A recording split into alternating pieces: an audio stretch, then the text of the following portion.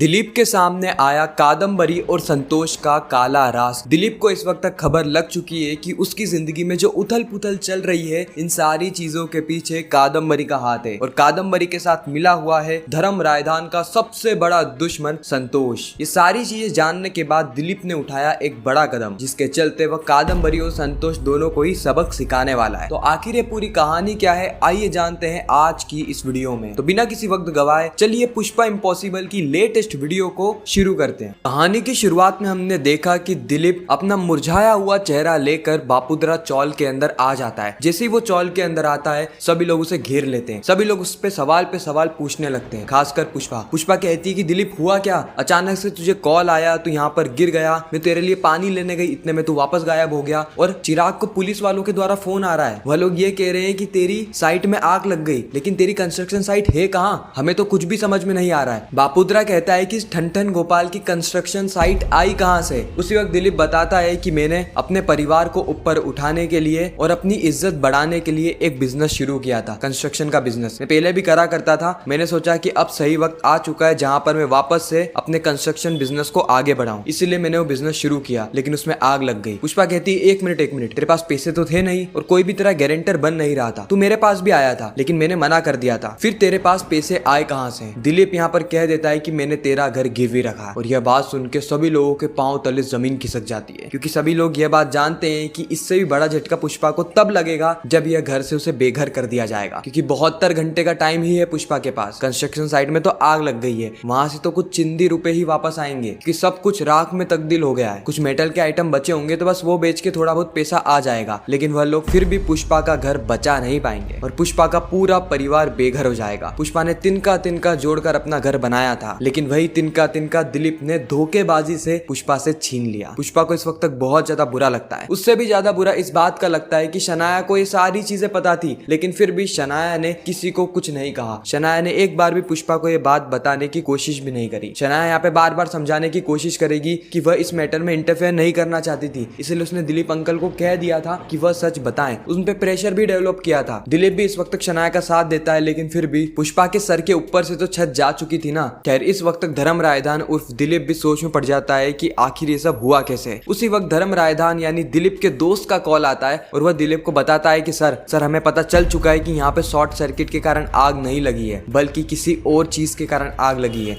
कोई है जिसने हमारे कंस्ट्रक्शन साइट को जलाने की कोशिश करी है। यह बात सुन के दिलीप का दिमाग तुरंत हिट कर जाता है। मेरा केवल एक ही जानी दुश्मन है और वो है संतोष। मैं इस संतोष को छोड़ूंगा नहीं, इसने मेरे परिवार को बर्बाद करने की कोशिश करी ना। अब यह दिलीप वापस से धर्म रायदान बनेगा और इस संतोष को सबक सिखाएगा। ये संतोष अब जिंदा नहीं बचने वाला, चाहे इसके लिए मुझे पूरी उम्र जेल में ही क्यों ना काटनी पड़े। संतोष तू तो गया। दिलीप को इस वक्त तक यह तो पता लग चुका है कि इन सारी चीजों में संतोष का हाथ है, लेकिन कादम्बरी अभी भी सुरक्षित है। पुष्पा को यहाँ पे शक होगा कि कहीं ये सारी चीजें कादम्बरी तो नहीं कर रही, लेकिन हर बार की तरह इस बार भी पुष्पा को कोई सबूत नहीं मिलेगा और पुष्पा ठहरी वकील, वो बिना सबूत के बिना गवाहों के कादम्बरी पे इल्जाम नहीं लगाएगी। हालांकि वो सुप्रीम कोर्ट ले गई है कादम्बरी के केस को, बट वो केस है जुगल और रेखाबेन के मर्डर का केस। तो पुष्पा इम्पॉसिबल की कहानी में हमें यही स्टोरी आगे देखने को मिलने वाली है। आपके हिसाब से क्या पुष्पा अपने घर को बचा पाएगी या नहीं, कमेंट सेक्शन में जरूर बताना। बाकी मैं मिलता हूँ आप सभी से किसी नेक्स्ट इंटरेस्टिंग वीडियो में। जब तक के लिए गुड बाय।